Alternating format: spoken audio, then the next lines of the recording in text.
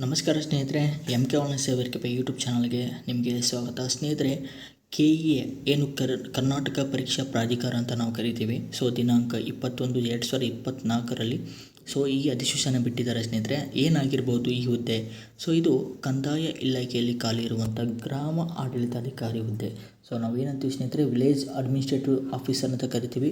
So ಇದು 2024 ಆಗಿರುವಂಥದ್ದು. ತುಂಬ ದಿನಗಳ ನಂತರ ಈ ಹುದ್ದೆಗಳಿಗೆ ಅರ್ಜಿಯನ್ನು ಕರೆದಿರುವಂಥದ್ದು. ಅದು ಕೆ ಇ ಅಂಡರಲ್ಲಿ ಎಕ್ಸಾಮ್ಸ್ ನಡೆಸ್ತಾ ಇದ್ದಾರೆ ಸ್ನೇಹಿತರೆ. ಓಕೆ, ಸೊ ಒಟ್ಟು ಹುದ್ದೆಗಳು ನಿಮಗೆ ಒಟ್ಟು 1000 ಹುದ್ದೆಗಳು ಸ್ನೇಹಿತರೆ. 1000 ಪೋಸ್ಟ್ಗಳು ಖಾಲಿದ್ದಾವೆ.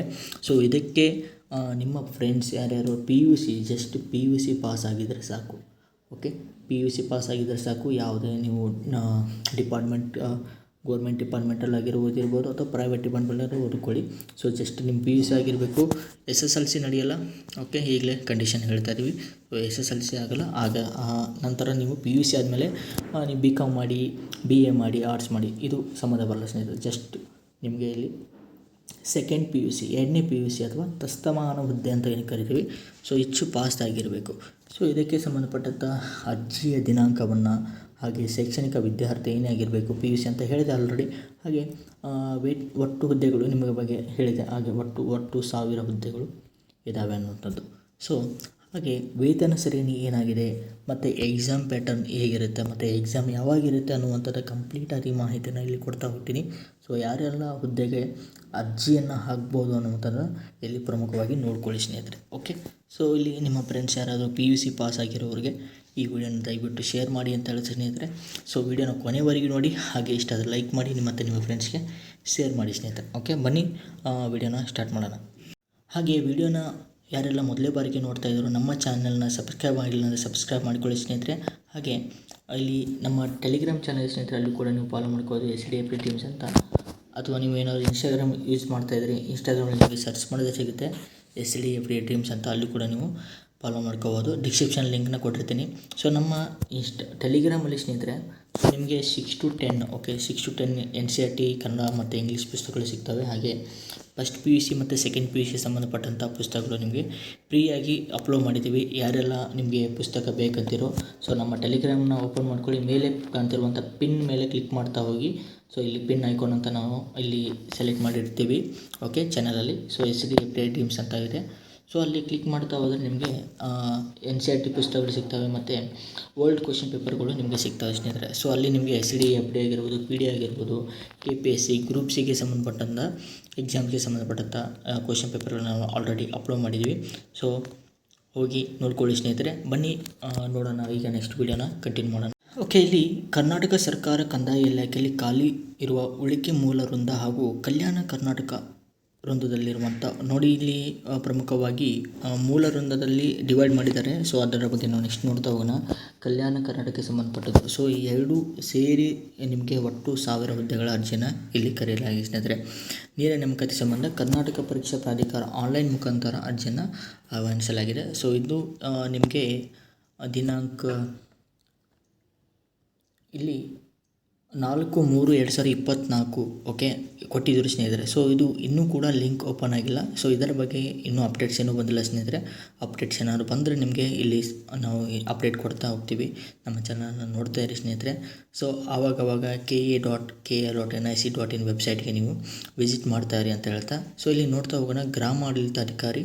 ಸೊ ವೇತನ ಶ್ರೇಣಿ ನೋಡ್ಕೊಳ್ಳಿ ಸ್ನೇಹಿತರೆ. 21,400 47,000ವರೆಗೆ ನಿಮಗೆ ಇಲ್ಲಿ ವೇತನ ಶ್ರೇಣಿ ಸಿಗ್ತಾ ಇದೆ. ಸೊ ಒಟ್ಟು ಹುದ್ದೆಗಳು ಆಗಲಿ ಹೇಳಿದಾಗೆ 1000 ಹುದ್ದೆಗಳು. ಸೊ ಇಲ್ಲಿ ನೋಡ್ಕೊಂಡ್ರಲ್ಲ ಗ್ರಾಮ ಆಡಳಿತ. ಸೊ ಇಲ್ಲಿ ವಿಲೇಜ್ ಅಡ್ಮಿನಿಸ್ಟ್ರೇಟಿವ್ ಅಂತ ನಾವು ಕರಿತೀವಿ, ವಿಲೇಜ್ ಅಕೌಂಟೆಂಟ್ ಅಂತ ಕರಿತೀವಿ. ಆಫೀಸರ್ ಆಗಿ ನೀವು ಇಲ್ಲಿ ಹುದ್ದೆಗೆ ಸೆಲೆಕ್ಟ್ ಆಗ್ಬೋದು. ಸೊ ಇದರ ಬಗ್ಗೆ ನೋಡ್ತಾ ಹೋಗೋಣ. ವಿದ್ಯಾರ್ಥಿ ಏನೇನಾಗಿರಬೇಕು, ಶೈಕ್ಷಣಿಕ ವಿದ್ಯಾರ್ಥಿ ಅಂದರೆ ಕ್ವಾಲಿಫಿಕೇಷನ್ ಅಂತ ಹೇಳ್ಬೋದು ಸ್ನೇಹಿತರೆ. ಓಕೆ, ಇಲ್ಲಿ ಶೈಕ್ಷಣಿಕ ವಿದ್ಯಾರ್ಥಿ ನೋಡ್ಕೊಳ್ಳಿ. ದ್ವಿತೀಯ PUC ಅಥವಾ ತಸ್ತಮಾನ ಆಗಲೇ ಹೇಳಿದಾಗೆ ಇದರ ಏನು ಇಲ್ಲಿ ಒಂದು ಸರ್ಕಾರದ ಸುತ್ತೋಲೆಯನ್ನು ಕೊಟ್ಟಿರ್ತಾರೆ. ಇದರ ಅನ್ವಯ ಕೆಳಗಂಡ ವಿದ್ಯಾರ್ಥಿ ತಸ್ತಮಾನವೆಂದು ಆದೇಶಿದೆ. ಸೊ ಯಾವ್ಯಾವ ತಸ್ತಮಾನ, ಅದಕ್ಕೆ ಈಕ್ವಾಲಿಟಿಯಾಗಿ ಬರುವಂಥ ವಿದ್ಯಾರ್ಥಿಗಳು ವಿದ್ಯಾರ್ಥಿ ಏನೇನಾಗಿದೆ, CBSE ಮತ್ತು ICSE ಮಂಡಳಿಯು ನಡೆಸುವ ಕ್ಲಾಸ್ 12ನೇ ಪರೀಕ್ಷೆ. ಸೊ ಇಲ್ಲಿ ಪಾಸಾಗಿರಬೇಕು. ಅಥವಾ ಇತರ ರಾಜ್ಯ ಸರ್ಕಾರ ಪರೀಕ್ಷಾ ಮಂಡಳಿ ನಡೆಸುವ ಕ್ಲಾಸ್ 12ನೇ ಪರೀಕ್ಷೆ. ಸೊ ಇದು ಕೂಡ ನಿಮಗೆ ಕನ್ಸಿಡರ್ ಮಾಡ್ತಾರೆ. ಮತ್ತು national institute of open schooling, okay, NIOS ಅಂತ ಏನು ಕರಿತೀವಿ, ವತಿಯಿಂದ ನಡೆಸುವ ಉತ್ತಮ ಪ್ರೌಢ ಶಿಕ್ಷಣ ಕೋರ್ಸ್ ಅಥವಾ HSSC. ಸೊ ಇದು ಇಲ್ಲಿ ಓದಿರೋ ನ್ಯಾಷನಲ್ ಓಪನ್ ಇನ್ಸ್ಟಿಟ್ಯೂಟಲ್ಲಿ ಓದಿರುವಂಥ ವಿದ್ಯಾರ್ಥಿಗಳಿಗೆ, ಹಾಗೆ 3 ವರ್ಷಗಳ ಡಿಪ್ಲೊಮಾ ಅಥವಾ 2 ವರ್ಷಗಳ ITI ಕೋರ್ಸ್ ಮಾಡಿರುವಂಥ ತಸ್ತಮಾನ ಹುದ್ದೆ ಕೂಡ ಇದು ಕನ್ಸಿಡರ್ ಮಾಡ್ತಾರೆ ಸ್ನೇಹಿತರೆ, ಇಲ್ಲಿ ಗಮನಿಸಿ. ಓಕೆ, 3 ವರ್ಷ ಡಿಪ್ಲೊಮಾ ಕೂಡ ನೀವು ಓದಿರೋ ಅಪ್ಲಿಕೇಶನ್ ಹಾಕ್ಬೋದು. ಹಾಗೆ 2 ವರ್ಷ ITI ಮಾಡಿರುವಂಥ ವಿದ್ಯಾರ್ಥಿಗಳು ಇಲ್ಲಿ ಅರ್ಜಿಯನ್ನು ಸಲ್ಲಿಸಬಹುದು. ಸೊ ಇಲ್ಲಿ ಪ್ರಮುಖವಾಗಿ ನೋಡ್ಕೊಳ್ಳಿ, ಈ ನ್ಯಾಷನಲ್ ಇನ್ಸ್ಟಿಟ್ಯೂಟ್ಗೆ ಸಂಬಂಧಪಟ್ಟದ ಒಂದು ಸೂಚನೆಯನ್ನು ಕೊಟ್ಟಿದ್ದಾರೆ. ಸೊ ವತಿಯಿಂದ ನಡೆಸುವ ಒಂದು ಭಾಷಾ ಕೋರ್ಸ್ ಮತ್ತು ಒಂದು ಶೈಕ್ಷಣಿಕ ವಿಷಯದಲ್ಲಿ ದೂರ ಕಲಿಕೆ ಮಾದರಿಯಲ್ಲಿ, ಸೊ ಏನು ಓಪನ್ ಇನ್ಸ್ಟಿಟ್ಯೂಟ್ ಅಂತ ಏನು ಕರಿತೀವಿ, ಅಲ್ಲಿ ಪದವಿ ಪೂರ್ವ ಮಂಡಳಿಯು ನಡೆಸುವ ಪರೀಕ್ಷೆ ಒಂದು ಭಾಷೆ ಮತ್ತು ಒಂದು ವಿಷಯದಲ್ಲಿ ಉತ್ತೀರ್ಣರಾದಲ್ಲಿ ಮಾತ್ರ, ಸೊ ಒಂದು ಭಾಷೆ ಅಲ್ಲದೆ ಒಂದು ವಿಷಯದಲ್ಲಿ ಉತ್ತೀರ್ಣವಾಗಿರುವ ಮಾತ್ರ ತಸ್ತಮಾನ ಪರಿಗಣಿಸಬಹುದು ಅಂತ ಕೊಟ್ಟಿದ್ದಾರೆ. ಸೊ ಪಿಂಚಣಿ ಸೌಲಭ್ಯ ಕೂಡ ಇದೆ ಸ್ನೇಹಿತರೆ. ಹಾಗೆ ನೆಕ್ಸ್ಟ್ ನೋಡೋಣ, ಇಲ್ಲಿ ವಯೋಮಿತಿಗೆ ಸಂಬಂಧಪಟ್ಟದ್ದು. ಸೊ ಯಾರೆಲ್ಲ ಅರ್ಜಿಯನ್ನು ಸಲ್ಲಿಸ್ಬೋದು, ನಿಮಗೆ ಪ್ರಮುಖವಾಗಿ 18 ವರ್ಷ ತುಂಬಿರಲೇಬೇಕು ಸ್ನೇಹಿತರೆ, ಹುಡುಗಿಯಾಗಿರಲಿ ಅಥವಾ ಹುಡುಗನಾಗಿರಲಿ. ಸೊ ಇಲ್ಲಿ ಅಭ್ಯರ್ಥಿಗಳು ಸಾಮಾನ್ಯ ಅರ್ಹತೆ ಅಭ್ಯರ್ಥಿಗಳಿಗೆ 35 ವರ್ಷ ಕಾಮನ್ ಆಗಿ ಇರಬೇಕು ಸ್ನೇಹಿತರೆ. 36 ವರ್ಷ ಅಥವಾ 35 ವರ್ಷ ಮೇಲೆ ಇದ್ದವರು ಇಲ್ಲಿ ನೀವು ಅರ್ಜಿ ಸಲ್ಲಿಸಲು ಅನರ್ಹರಾಗುತ್ತೀರಿ. Okay, not eligible. ಓಕೆ, ಪ್ರವರ್ಗ 2A 2B 3A 3B ಅಭ್ಯರ್ಥಿಗಳಿಗೆ 38 ವರ್ಷಗಳು. ಸೊ 38 ವರ್ಷ ಇದ್ದವರು ಕೂಡ ಈ ಹುದ್ದೆಗಳಿಗೆ ಅರ್ಜಿಯನ್ನು ಹಾಕ್ಬೋದು. ಹಾಗೆ ಪರಿಶಿಷ್ಟ ಜಾತಿ ಪರಿಶಿಷ್ಟ ಪಂಗಡ ಪ್ರವರ್ಗ 1 ಅಭ್ಯರ್ಥಿಗಳಿಗೆ 40 ವರ್ಷಗಳ ಸಡಿಲಿಕೆ ಕೊಟ್ಟಿದ್ದಾರೆ. ಸೊ ಇಲ್ಲಿ ನೋಡ್ಕೊಳ್ಳಿ, ಮಿನಿಮಮ್ ನಿಮಗೆ 18 ವರ್ಷ ಆಗಿರಲೇಬೇಕು. ಸೊ PUC ಮುಗಿಯುವವರೆಗೆ ನಿಮಗೆ 18 ವರ್ಷ ತುಂಬಿರಲಿದೆ. ಓಕೆ, ಸೊ SSLC 16 ವರ್ಷ. ಸೊ ಪ್ರಮುಖವಾಗಿ ಇಲ್ಲಿ 18 ವರ್ಷ ಆಗಿರೋರು ಈ ಹುದ್ದೆಗೆ ಅರ್ಜಿಯನ್ನು ಸಲ್ಲಿಸಲಿಕ್ಕೆ ಎಲಿಜಿಬಲ್ ಆಗ್ತೀರಾ. ಸೊ ನೆಕ್ಸ್ಟ್ ನೋಡೋಣ.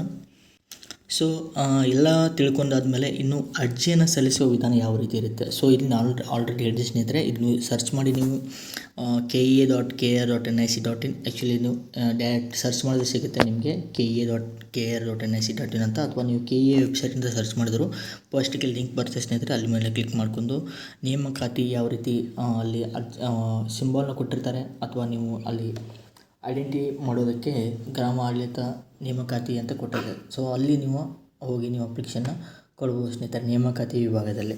ಓಕೆ, ತದನಂತರ ನೀವು ಆನ್ಲೈನ್ ಮುಖಾಂತರ ಅರ್ಜಿಯನ್ನು ಸಲ್ಲಿಸಬೇಕು. ಓಕೆ, ಒಮ್ಮೆ ಸಲ್ಲಿಸಿದ ಅರ್ಜಿಯಲ್ಲಿ ಯಾವುದೇ ಮಾಹಿತಿ ಯಾವುದೇ ಹಂತದಲ್ಲಿ ಬದಲಾವಣೆ ತಿದ್ದುಪಡಿ ಮಾಡಲು ಅವಕಾಶ ಇರುವುದಿಲ್ಲ. ಒಂದು ಸರಿ ನೀವು ಅಪ್ಲಿಕೇಶನ್ ಹಾಕಿದ ಮೇಲೆ ಓಕೆ, ಅಭ್ಯರ್ಥಿಗಳು ಎಚ್ಚರಿಕೆಯಿಂದ ಅರ್ಜಿಯನ್ನು ಓದಿ ಅರ್ಥೈಸಿಕೊಂಡು ಅರ್ಜಿ ಸಲ್ಲಿಸಲು ಸೂಚಿಸಲಾಗಿದೆ. ಸೊ ನಂತರ ಅಭ್ಯರ್ಥಿಗಳು ಕೇವಲ ಒಂದು ಜಿಲ್ಲೆಯಲ್ಲಿ ಮಾತ್ರ ಅರ್ಜಿಯನ್ನು ಸಲ್ಲಿಸಬೇಕಿರುತ್ತದೆ.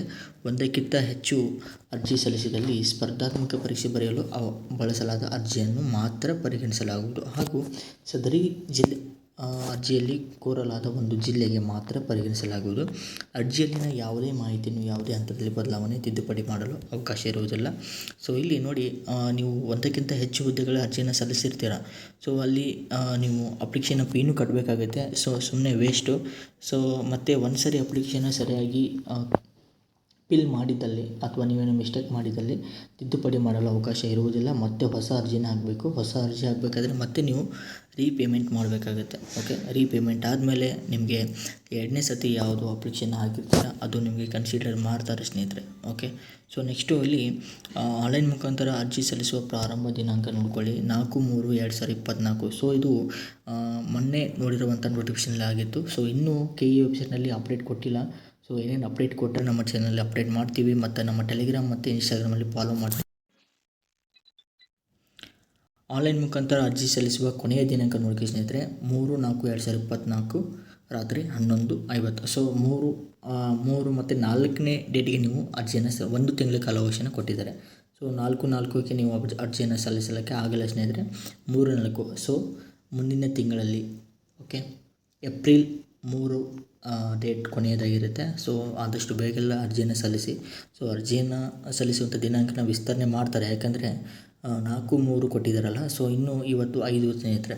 ಸೊ ಇನ್ನೂ ಅಪ್ಲಿಕೇಶನ್ ಡೇಟ್ ಸ್ಟಾರ್ಟ್ ಆಗಿಲ್ಲ. ಸೊ ಹೀಗಾಗಿ ಇದನ್ನು ಕೂಡ ಮುಂದೆ ಮಾಡ್ಬೋದು. ಹಾಗೆ ಶುಲ್ಕವನ್ನು ಪಾವತಿ ಮಾಡಲು ಕೊನೆಯ ದಿನಾಂಕ ನೋಡ್ಕೊಳ್ಳಿ 6/4. ಸೊ ಇದನ್ನು ಕೂಡ ಅಪ್ಡೇಟ್ ಮಾಡ್ತಾರೆ, ಅದನ್ನು ನೆಕ್ಸ್ಟು ಹೇಳ್ತಾನೆ ಸ್ನೇಹಿತರೆ.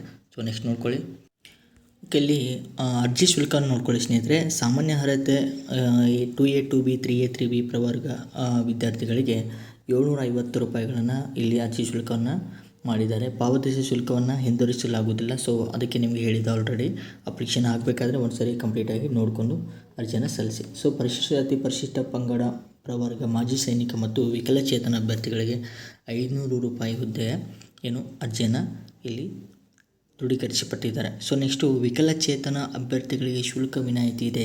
ಸೊ ಇಲ್ಲಿ ಪ್ರಮುಖವಾಗಿ ನೋಡ್ಕೊಳ್ಳಿ, 40% ಹೆಚ್ಚು ಅಂಗವಿಕಲತೆ ಹೊಂದಿರುವವರು ಮತ್ತು ಅದಕ್ಕೆ ಸಂಬಂಧಿಸಿದಂತೆ ಜಿಲ್ಲಾ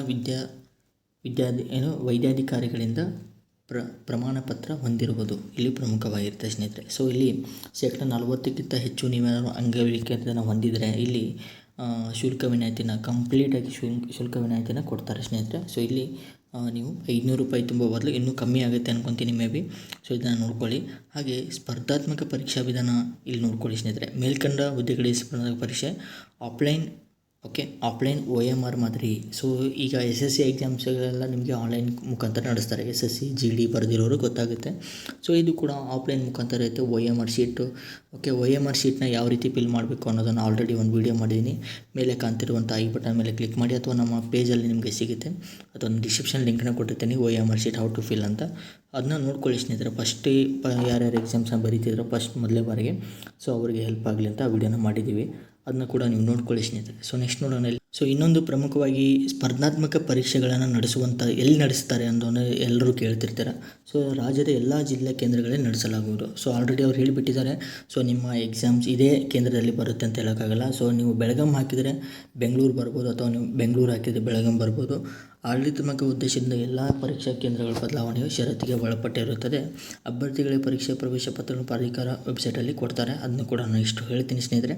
ಸೊ ಇಲ್ಲಿ ನೋಡ್ಕೊಳ್ಳಿ. ಸೊ ಯಾವ್ಯಾವ ನೀವು ಅಪ್ಲಿಕೇಶನ್ ಎಲ್ಲ ಹಾಕ್ತಿರೋ ಅಲ್ಲಿ ನಿಮ್ಮ ಎಕ್ಸಾಮ್ ಬರದೇ ಇರ್ಬೋದು ಅಥವಾ ಬಂದಿರ್ಬೋದು. ಸೊ ಇದು ಇಲ್ಲಿ ಕೊಟ್ಟಿದ್ದಾರೆ. ಆಡಳಿತಾತ್ಮಕ ಪರೀಕ್ಷೆ ಉದ್ದೇಶದಿಂದ ಎಲ್ಲ ಪರೀಕ್ಷಾ ಕೇಂದ್ರಗಳ ಬದಲಾವಣೆ ಷರತ್ತಿಗೆ ಒಳಪಟ್ಟಿರುತ್ತದೆ. ಸೊ ಇದನ್ನು ಪ್ರಮುಖವಾಗಿ ಇಲ್ಲಿ ಗಮನಿಸಬೇಕು. ಸೊ ನೆಕ್ಸ್ಟ್ ಇಲ್ಲಿ ಕನ್ನಡ ಭಾಷಾ ಪರೀಕ್ಷೆ ನೋಡೋಣ ಸ್ನೇಹಿತರೆ. ಕನ್ನಡ ಭಾಷಾ ಪರೀಕ್ಷೆಯು ಬಹು ಆಯ್ಕೆ ಮಾದರಿ ಪರೀಕ್ಷೆಯಾಗಿದ್ದು ಗರಿಷ್ಠ 150 ಅಂಕಗಳನ್ನು ಇಲ್ಲಿ ಒಳಗೊಂಡಿರ್ತದೆ. ಸೊ 150 ಕ್ವಶನ್ಸ್ ನಿಮಗೆ ಇಲ್ಲಿ ಕೊಟ್ಟಿರ್ತಾರೆ. ಹಾಗೆ ಅಭ್ಯರ್ಥಿಗಳು ಇದರಲ್ಲಿ ಅರ್ಹತೆ ಗಳಿಸಲು ಕನಿಷ್ಠ 50 ಅಂಕಗಳನ್ನು ಗಳಿಸಬೇಕು. ಸೊ ಮಿನಿಮಮ್ ನೀವು 50 ಅಂಕಗಳನ್ನು ಇಲ್ಲಿ ತಗೋಬೇಕಾಗುತ್ತೆ. ಎಕ್ಸಾಮ್ಸಲ್ಲಿ ಕನಿಷ್ಠ 50 ಅಂಕ ಗಳಿಸಿದ ಅಭ್ಯರ್ಥಿಗಳ ಆಯ್ಕೆಯ ಅರ್ಹರಾಗುವುದಿಲ್ಲ. ಸೊ ಇಲ್ಲಿ 50 ಅಂಕಗಳಿಗಿಂತ ಕಮ್ಮಿ ನೀವೇನೋ ಅಂಕಗಳನ್ನು ತೊಗೊಂಡ್ರೆ 150 ಅಂಕಗಳಲ್ಲಿ ಸೊ ಇಲ್ಲಿ ಆಯ್ಕೆಗೆ ಅರ್ಹರಾಗುವುದಿಲ್ಲ.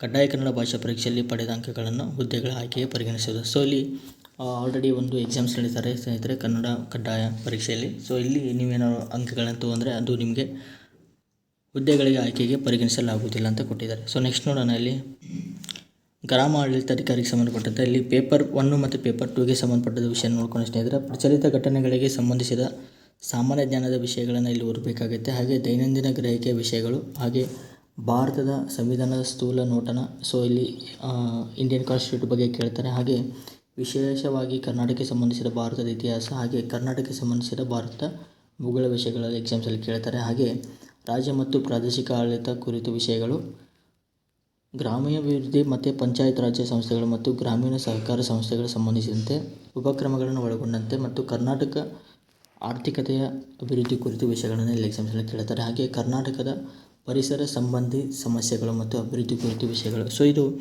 100 ಅಂಕಗಳಾಗಿರುತ್ತೆ ಸ್ನೇಹಿತರೆ. 2 ಗಂಟೆಗಳ ಕಾಲಾವಕಾಶನ ಕೊಡ್ತಾರೆ. ಹಾಗೆ ಪೇಪರ್ 2 ಬಂದು ನಿಮಗೆ ಸಾಮಾನ್ಯೀಕರಣ ಮತ್ತು ಕಮ್ಯುನಿಕೇಷನ್ ಪೇಪರ್ ಅಂತ ಕರಿತೀವಿ. ಸಾಮಾನ್ಯ ಇಂಗ್ಲೀಷ್ ಮತ್ತು ಕಂಪ್ಯೂಟರ್ ಜ್ಞಾನಕ್ಕೆ ಸಂಬಂಧಪಟ್ಟದ್ದು 100 ಅಂಕಗಳ ಕ್ವಶನ್ ಪೇಪರ್ ಇರುತ್ತೆ. ಇದು ಕೂಡ 2 ಗಂಟೆಗಳ ಕಾಲಾವಕಾಶ. ಸೊ ಇಲ್ಲಿ ನೆಕ್ಸ್ಟ್ ನೋಡೋಣ.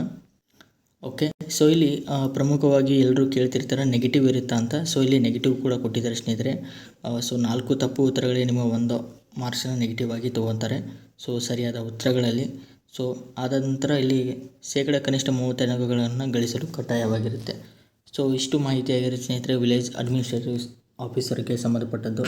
ಸೊ ಅರ್ಜಿ ಲಿಂಕು ಕೂಡ ಇನ್ನೂ ಓಪನ್ ಆಗಿಲ್ಲ. ಸೊ ಓಪನ್ ಆದಮೇಲೆ ನಿಮಗೆ ಮತ್ತು ನಮ್ಮ ಟೆಲಿಗ್ರಾಮ್ ಮತ್ತು ಇನ್ಸ್ಟಾಗ್ರಾಮಲ್ಲಿ ಅಪ್ಡೇಟ್ ಮಾಡ್ತೀವಿ, ಅಲ್ಲೂ ಕೂಡ ನೋಡ್ಕೋಬೋದು. ಸೊ ವಿಡಿಯೋನ ನೋಡಿದ್ದಕ್ಕೆ ಧನ್ಯವಾದಗಳು ಸ್ನೇಹಿತರೆ. ಮತ್ತು ನಿಮ್ಮ ಫ್ರೆಂಡ್ಸ್ ಯಾರು ಅಪ್ಲಿಕೇಶನ್ ಹಾಕ್ತಾಯಿದ್ರೆ ಅವ್ರಿಗೆ ಕೂಡ ಶೇರ್ ಮಾಡಿ. Thank you. ಮತ್ತೆ ಮುಂದಿನ ವಿಡಿಯೋ ಸಿಗೋಣ ಸ್ನೇಹಿತರೆ. ನಮಸ್ಕಾರ.